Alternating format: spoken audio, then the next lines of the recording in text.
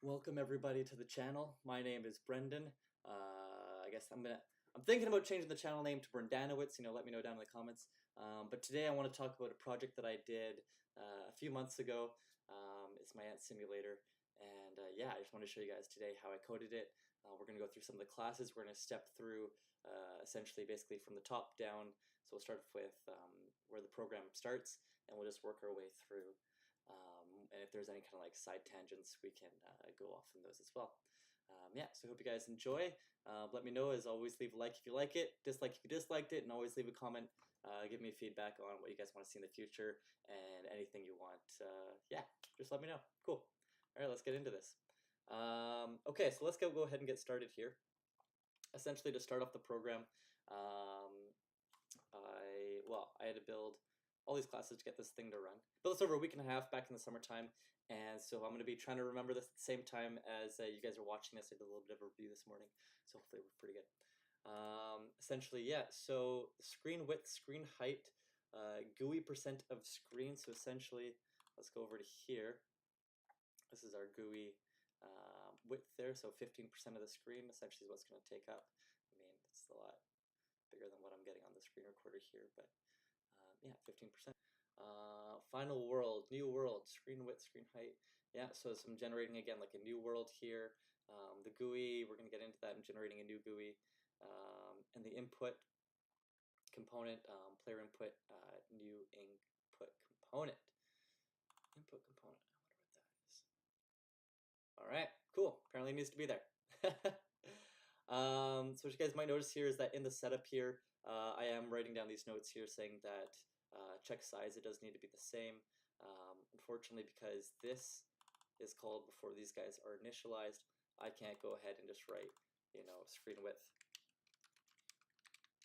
here and then screen height here. It'll just say, it'll give me, let's see if I go, there we go, boom. So I'm getting the error down here, yeah, because it can't read, expecting int, not unknown variable, basically. All right, so I'm going to put that back here. So that's just something to just keep in mind, and that's just if you want to change the size. Void draw. Okay, so this is the next function that's run after we do our setup here is going to be the draw. Set our background color. This is a global variable. As you guys know, everything in processing is global variables once it's outside of these curly braces. So I've gone ahead over here and just set up a globals pane. And this is filled with a bunch of different global variables. What's our average temperature? 20 degrees Celsius. So you guys can see that up here on this chart. Oh no, not on that chart. You can see that on, well, I can see it on the temperature here. And then I guess this is just how happy these, so the blue growth and the green grass growth, how that's doing there. We'll see that controlled here in just a second. See the standard deviation. It's pretty much, it'll go up and down, I think, by like roughly 15 degrees Celsius, I'm pretty sure. Can't remember exactly how I implemented that, but essentially change this more. If I change that to, for instance, 50, the temperature variation will vary greatly versus just a little bit. Yeah, tile. All right. This has to do with our map class. The minimum available energy left on the piece of land that ants can bite. So essentially, I didn't want the map to, once these ants are running, we'll zoom in here. Once these ants are biting it, we'll see the noms are right now at 1. Again, that was stolen from CarryKH. That I didn't want the color to go to completely gray or completely desaturated, so I just said, hey, the minimum you guys can actually eat this to is 30. Okay, the maximum saturation value. So I did say that even though the computer can't draw it, because it only goes from 0 to 250, I do want the land to have at least 500 pellets or noms or food scraps on the land. Yeah. Remove fade. How quickly does the ant trail brightness fade away? And then, yeah, the max food, yeah, okay.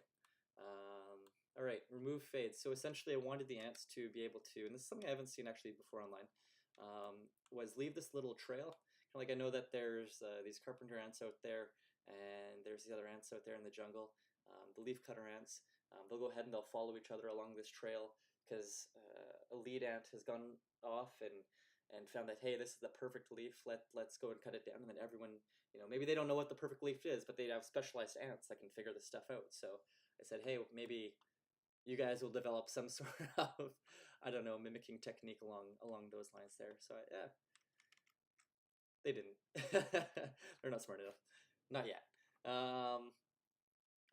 Okay, clean map. I set this to true. This is just basically in my map class here when I'm generating the map. Do I want to remove tiles there? Sorry. If I ended up with a single black tile, would the land fill that in? Show tile info false. I may set this to true. You can see what this does, and that's just going to show, I think, all the tiles numbers, and yeah. Why is it not doing it on all of them? Well, hey, I'll put this code up online, and you guys can have a look at it and let me know what I did wrong. Yeah, okay, let's keep going here. Max growth rate, basically after the ant has eaten the saturation off of the tile, can I grow back? And this is governed by two things, right? The temperature and, oh, geez, I should shut that off. False. All right, cool. This is governed by both the temperature as well as if ants are on top of it right now, currently eating it, as well as the type of grass. So, for instance, I think bluegrass prefers colder climates, and that's why it'll grow up to a growth rate of 0.12 saturation per tick. And then our max death rate, if let's say, for instance, blue grass doesn't like it above 10 degrees Celsius, it'll start to die off at a rate of 0.06 per tick. Yeah, so the ideal grass gross, 25, freezing temp grass, 12, burning temp. I think this is all for green. Yeah, and then, yeah, so I've just called it, yeah, so it's not really the best naming conventions there. Ideal growth grass and ideal growth blue, freezing temp blue. Yeah, so yeah, if we're inside of our ideal growth between 3 and 12, actually, sorry, I should say if we're exactly at 12, it'll be growing at this rate, 0.12. Where if we are anywhere off of that, it then scales. So essentially, you end up with this curve of growth where it's freezing, so it's not growing, or in fact, it's dying. And then you hit your minimum temperature where you're no longer freezing, that you're slowly starting to grow. Not at your maximum growth rate.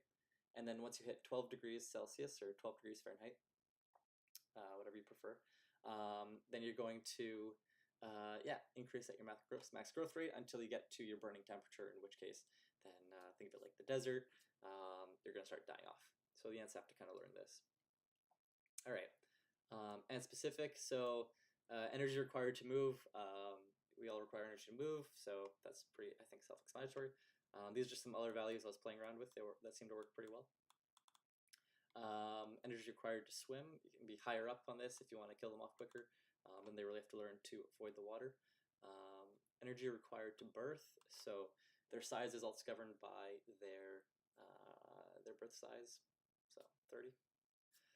Starting energy, death energy, maximum bite size, so I just said, yeah, can't be changed by their neural network, can't be changed by their brain. Maybe you're over top of some bluegrass and you decide not to eat as much if you've got a green mouth. But I said that that can't be changed by them. Scope. So essentially, this would be like, for instance, if I grab a piece of paper here. I don't know why am I drawing? I am a computer guy. Jeez. Hey guys, Future Brendan here. I'm here just to explain basically the ant pickiness because I'm doing a terrible job in this video and just struggling completely. Essentially, what the analogy I should have thought of was a color wheel. So if you see like the blue in the top right-hand corner there, and you can go both to the left and to the right of that and be safe. If you're a yellow hue of a mouth, then you can go to the green and the red. If you're green, you can eat the yellow and the cyan. Yeah, and that's pretty much all there is to the ant pickiness. You know what? That's just gonna be too confusing. I'm not gonna bother covering it. Oh, there we go. Yeah, how picky is the ant? This pretty much describes it right here. All right. Max difference will change if the color hue changes from 255. All right, not sure what that is. How bright is the ant? Max velocity, how fast can the ant move? Max acceleration, smart ants. 3-1 neural nets. Before I implemented the neural network, I just had a random bot going ahead and pulling these ants around. The minimum breeding age, I said, is 8. So they have to make it to at least 8 years. Be smart enough to do that. Doesn't matter if they've got 100 energy. They have to make it to 8. Breeding distance, map scale times 1.2. How far away do the ants need to be in order to breed? So map scale essentially has to do with the tile size, and if I set it to 20 pixels, for instance, let's see, the ant can be both its body width, so 20, so it'd be, yeah, it would literally be 20 plus 0.2, so 24. Did I do that right? Probably not. 22, 24. Yeah, they need to be 24 pixels away essentially from another ant in order to breed, or within that in order to breed. Here's some feelers. Again, this is for the ant. Feeler growth rate, feeler max rotation rate, pretty self-explanatory. GUI margin 5, just for aesthetics there. Neural network,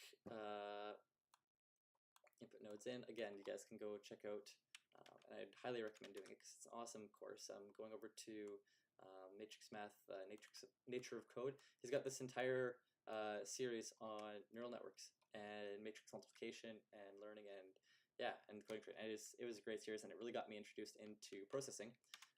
And then again, yeah, with Carry there, I went ahead and built something very similar, just to learn this.